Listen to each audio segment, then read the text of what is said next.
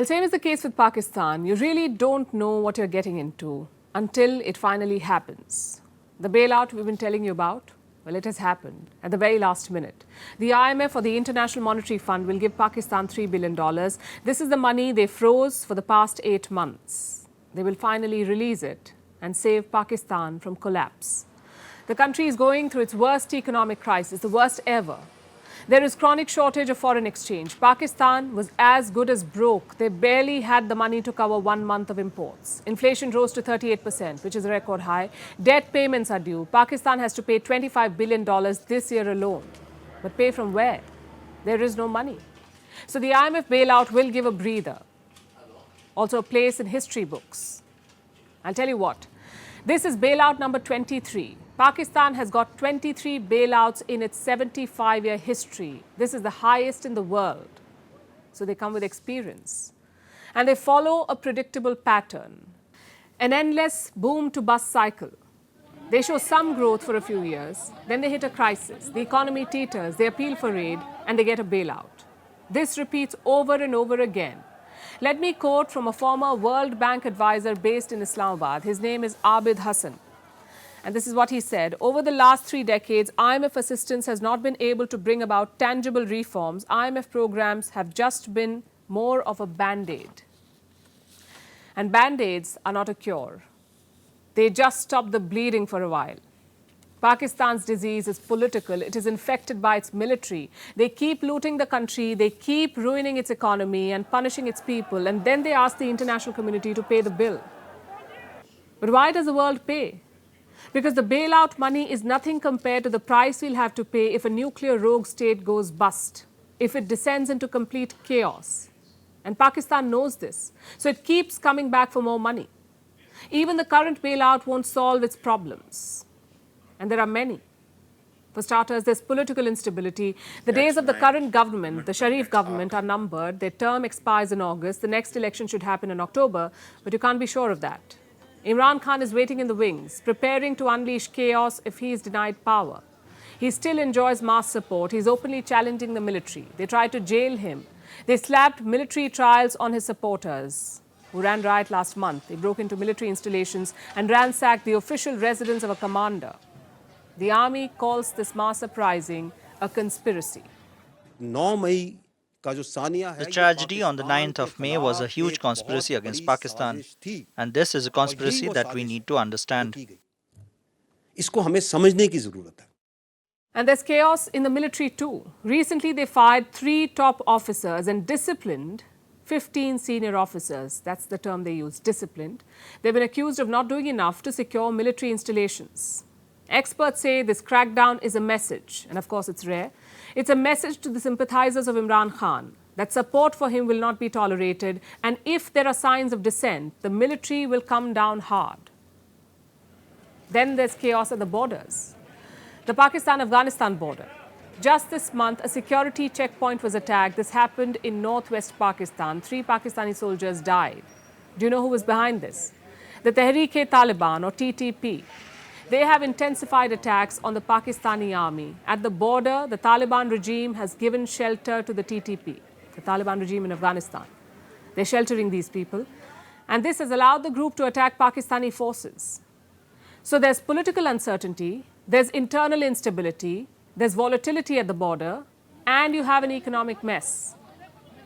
Pakistan has committed to a reform plan. Well, they had to get the IMF bailout. But will they walk the talk? Will they implement these reforms? Their record is not inspiring. They may have got a bailout, but that is no guarantee to the end of pain. And now let's talk about a new milestone for space. Another company has completed its first commercial space flight. This is Virgin Galactic. It is part of billionaire Richard Branson's Virgin Empire. This project has been on for some 20 years. They've finally been able to take paying customers to space. Virgin Galactic has joined the ranks of Amazon founder Jeff Bezos' Blue Origin. So now there's another avenue for the ultra-rich to blow their money, which is actually what this story is about. The millionaires and billionaires doing extreme things just because they can, from enjoying the view at the edge of space to dangerous voyages to the ruins of the Titanic. The ultra-rich are looking for things to spend on. and new industries keep popping up to fulfill their whims and fancies. Here's our report. That plane taking off marked a milestone in the space tourism industry. Virgin Galactic has finally found its wings. Richard Branson's firm is now open for business. And what a business it is. The people who were part of the Galactic 01 mission got to visit space. The mission spacecraft had two parts, a giant plane called Eve and the smaller space shuttle called the VSS Unity. It's on this shuttle that three people took a commercial flight to space. They were Colonel Walter Villade and Lieutenant Colonel Angelo Landolfi from the Italian Air Force and Pantaleone Carlucci of the National Research Council of Italy. Much better than expected. It was a beautiful ride. It was actually very beautiful since the very beginning. Even climbing up with the Eve next to us was unbelievable. The acceleration, the climb, and suddenly the microgravity. And I was concentrated with my test with my knee board, but I had the opportunity to look outside and the view. It was amazing, fantastic. So speechless about that. Looking at the roster, you may think they were members of an Italian research crew. That isn't the case, even though they did perform experiments in space. No, they were actually commercial passengers who were lucky enough to have their tickets sponsored. And they have become the first Virgin Galactic space tourists. The next Virgin spaceflight, the Galactic 02, is scheduled to take off in early August. And that will likely have regular people as part of the crew. Well, regular ultra-rich people, that is. Because you see, that's who the Virgin Galactic business caters to. A ticket is reportedly worth $450,000. This is for just a few minutes at the edge of space, barely beyond the atmosphere. But the journey is already booked out for months. It seems millionaires and billionaires really do want to leave everyone else behind.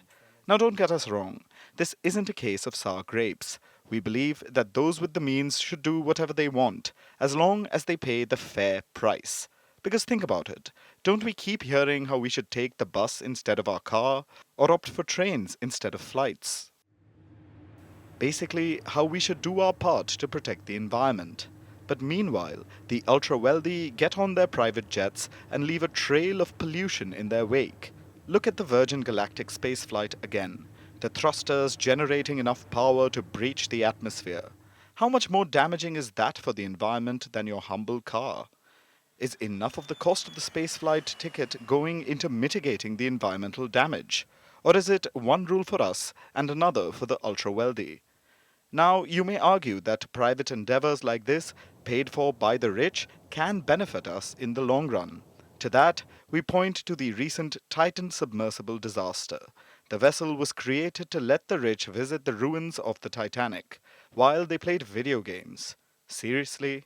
That's supposed to lead to new scientific discoveries? That trip ended in disaster when the submersible imploded. Reportedly because it didn't follow safety standards. The CEO of OceanGate, the company behind the trip, made a revelation.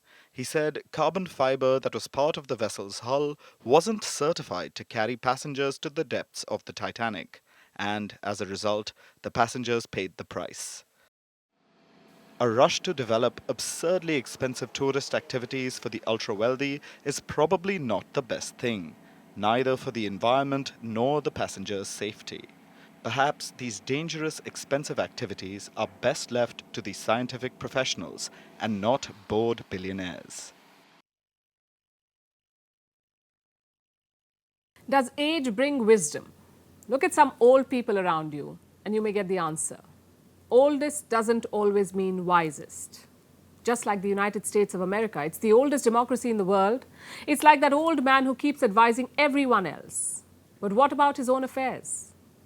Let's put American democracy under the scanner. Let's ask that uncomfortable question. Is the US a backsliding democracy? And today is a perfect day for this conversation because yesterday the US Supreme Court gave a historic verdict. It struck down affirmative action in colleges. Now, what does that mean? What is affirmative action? It is used to give greater opportunities to certain groups. The criteria can be different. It can be gender, race, even religion. In most cases, it takes the form of quotas, reservation. Suppose a community or group has been historically underrepresented. They will get quotas for jobs and education. This is affirmative action in a nutshell. In India, it is done on the basis of caste and religion. In the US, it was done on the basis of race. Since the 1960s, colleges had quotas for African Americans. The idea was to increase diversity. But recently, there has been a backlash. The argument is that quotas violate the principle of equality. So the matter reached the Supreme Court. 6 judges voted to strike down affirmative action. 3 judges voted against. Needless to say, there is a lot of criticism. President Joe Biden says he's severely disappointed. You know, I know today's court decision is a severe disappointment to so many people, including me. But we cannot let the decision be a permanent setback for the country. We need to keep an open door of opportunities. President Biden, the Congressional Black Caucus said the Supreme Court has thrown into question its own legitimacy. Is this a rogue court? This is not a normal court. His Republican rival is happy, though. Donald Trump says it's a great day for America. Tells us how divided this country is. One group says this verdict will lead to segregation, that only rich white people will attend these colleges. The other side says about time. When I heard Judge Scalia suggest that maybe blacks do better at schools that are not as fast as UT, I didn't know if I was in the courtroom at the United States Supreme Court or at a Donald Trump rally. You cannot cure racial discrimination that occurred in the past with new discrimination today. Race and ethnicity have no place in American life and law. Now, there are 2 parts to this story. One is obviously the quota system. The second is the backsliding of the US democracy. Let's briefly dwell on the first one. It's a debate that keeps popping up in India as well. We have reservation based on caste and religion in India, and every now and then there are calls to abolish this system. But for the moment, we'll focus on the US. They began affirmative action in the 1960s. Have things improved since then? Let's look at the numbers. Here's a study from 2017. It found that around 9% of freshmen at Ivy League colleges were black. Now, Ivy League is a group of top American colleges. Only 9% of their new admissions were black in 2017. At the same time, black people made up 15% of college-age American population. So the gap is around 6 points. And what was this gap in 1980? The same. So what has 50 years of affirmative action produced? I'm sure there are individual success stories and more power to them. But on a larger level, there is no improvement. Now, I know what some people would say. Doesn't that mean we should continue with the system until there is change? Well, look at the other side. It hasn't delivered in 50 years. Why would it deliver in the next 50? And I'm not saying that scrapping quotas overnight was right. I'm saying a rethink was needed. The US Supreme Court had political reasons for doing so. After all, it is a conservative court. But beyond that, there is a need to ask these questions. In the US, in India, everywhere, do quotas really help? Think about it. Now to the second part of our story. What is happening to US democracy? This court ruling should not be seen in isolation. Think of what's been happening in the last 6 or 7 years. First, they banned tourists from Muslim countries, classic Islamophobia. Then they separated children from migrant families at the border. Even dictators would flinch. In 2021, the crowning achievement, one of the most botched up transfers of power in democratic history anywhere in the world. I'm sure you remember these pictures. Thousands of people stormed the US Capitol. They desecrated both chambers of Congress. They wanted to reinstate Donald Trump as president, even though he lost the election. That did not stop them. Then last year, there was another jolt. The Supreme Court struck down abortion rights. In one blow, women lost control of their bodies. Only 3 countries have curbed abortion since the 1990s, and the United States of America is one of them. And don't think this is a domestic industry. Washington also exports democratic backsliding. The best example is Afghanistan. America's messed up withdrawal brought the Taliban back to power. The people lost democracy. The women lost their freedoms. If this isn't a backsliding democracy, then what is? Hate crimes are up 12%. Former presidents are being charged with crimes. The sitting president's son is pleading guilty to tax evasion, yet America doesn't care. They still call themselves the beacon of democracy. And I know what some people will say. Take Donald Trump out and half the problems disappear. Perhaps it's true. But Donald Trump is not some anomaly. Donald Trump is a product of America's faulty democracy. So Washington cannot hide behind the Democrats versus Republicans argument. It cannot blame Donald Trump for everything. It must admit that there is something rotten at the core.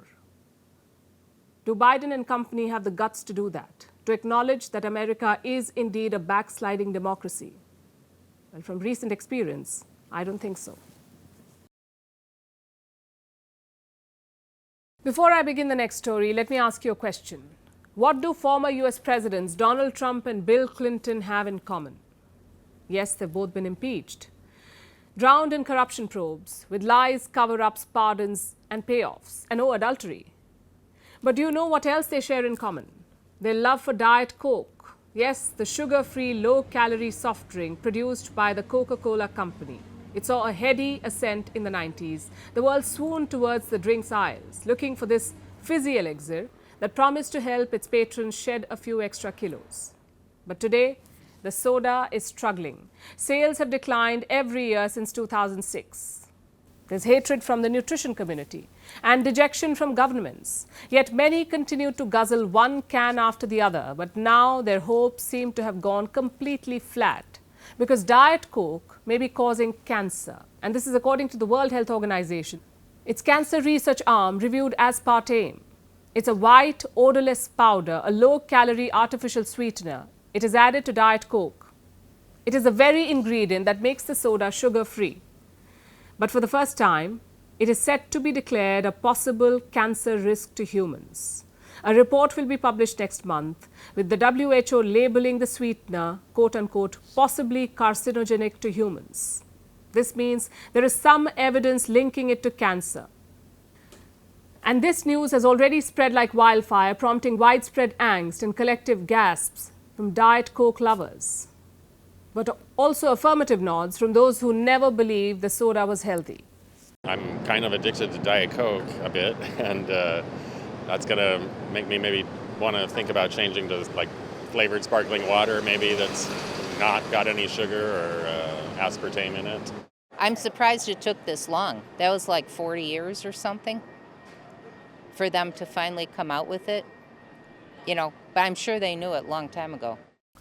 While the news of death by Diet Coke is making waves, I should tell you that this is not the only product that uses aspartame.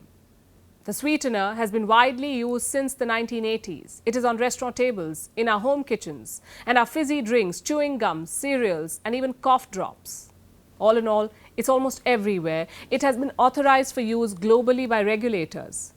It has been defended by food and beverage makers. But the WHO report may change all of that. It may force a shift, especially for food companies. Aspartame, it tastes a lot like sugar, and it's also really convenient for front of package labeling to say, hey, this is a no added sugar product. It's convenient for companies to kind of construct what we call a health halo around some of these products. Unfortunately, in this case, as you dig a little deeper, you realize that sometimes something like a diet soda might not quite be the health food that we might have hoped. The consumer taste is a very, very difficult thing to get right. So the fact that they already have it right, that's why they're reluctant to change. But they're going to have to. Companies will have to change, but so will consumers. Even though right now many of them are riddled with confusion because this news contradicts what the world has believed so far. It seems like everything causes cancer these days, so I kind of take it with a grain of salt. I don't think I'm going to give up Diet Coke completely. The thing is, nutrition research is constantly evolving. With new studies, long-held facts are deemed lukewarm assumptions. Really, anytime an organization like the World Health Organization changes guidance, it really just causes people to question, okay, like what can I trust anymore if things are constantly changing? I would encourage people just realize that, hey, this is the way science works sometimes, but also as much as possible, realize that there are consistent eating patterns that have been shown over and over again to be risk-free. The fact of the matter is, A little bit of confusion is better than not knowing if something causes cancer. Remember when cigarettes were sold as something healthy? Maybe this is a case of déjà vu with a sweetener too. And experts say cutting down is the way to go. Certainly cutting down on it is a great place to start. It's really incredible once you start removing things from your diet. It can be a little bit of a challenge at first, but people's tastes do change. And this change in taste seems necessary. For decades, aspartame has served as a miracle of modern science. It let us have our cake and eat it too. But now maybe it's time to face the bitter truth. It seems like fashion is done being wearable. So now it's just being weird. It's tired of finding fresh grist for its mill, so fashion is elevating fugitive passions to the status of high-end brands. Like making a bag suited for ants. An art collective called Mischief is world famous for its controversial designs, and now it has created a bag that's less than 0.03 inches wide. 0.03 inches. Yes, it's a microscopic bag. It's smaller than a grain of salt, barely visible to the human eye, and now it's been sold for more than $60,000. Makes you wonder, what's the point of this? Here's a report. You don't need to be interested in handbags to have heard of the Hermes Birkin or the Chanel flap bag. And now, the microscopic bag has got everyone talking. It may have grabbed the world's attention, but are you unable to see it? Well, you aren't alone. No one can, really. At least not without a microscope. That's why it's literally called the microscopic bag. It's an itty-bitty, teeny-tiny work of fashion designed using a 3D printer and modelled after Louis Vuitton's famous tote. It is less than 0.03 inches wide, smaller than a grain of salt, no bigger than a speck of dust. And yet, it has been sold for $63,750. Yes, over $60,000 for a bag you can't even see. What's next? $1 million for an invisible dress? Who knows? But the sale of this bag is not too shocking. After all, this isn't the first rodeo for Mischief. The New York-based art collective, which is known for such inventive projects. It recently designed the big red boots. They too went viral for looking so cartoonish. The collective also launched sneakers with blood on them. And as amusing as this is not the only brand bringing jarring and unorthodox aesthetics to the fore. Look at this outfit. It's called a t-shirt shirt because it's literally just that. A shirt stitched on top of a t-shirt. Designed by luxury fashion house Balenciaga. Can you guess how much it costs? About $1,300. This brand has a couple of other such innovations. Like tote bag with a built-in glove, costing over $4,000. Blanket bags worth $3,000. And Lay's chip bag clutch worth $1,800. But again, many other brands are playing this odd game, like Gucci that launched grass-stained pair of jeans worth $1,200. Moschino's baguette bag costing over $1,000, and its $700 plastic dry cleaning bag dress. Seriously, what is going on? And are we the only ones confused about this? Clearly not. Because the world seems to be divided over such trends.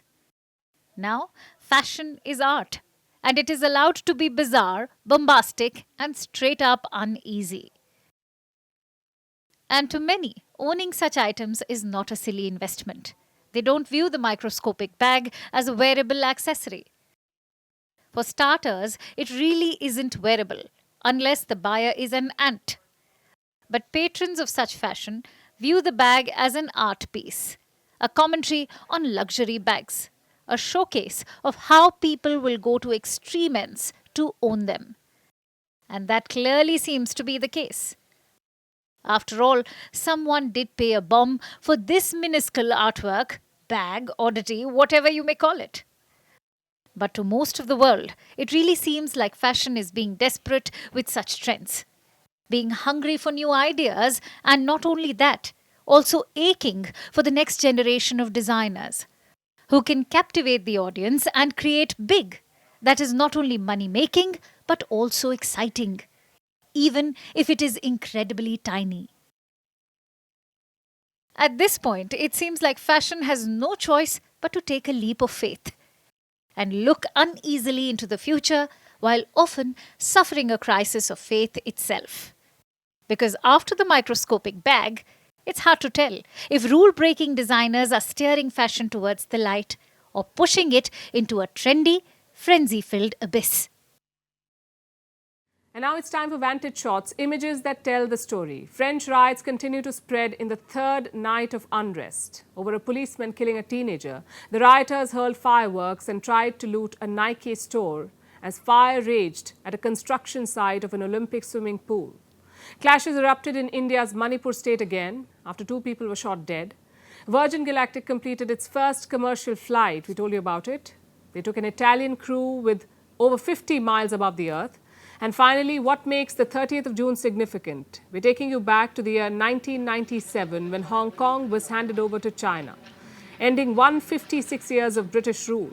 We're leaving you with these images. Thanks for watching.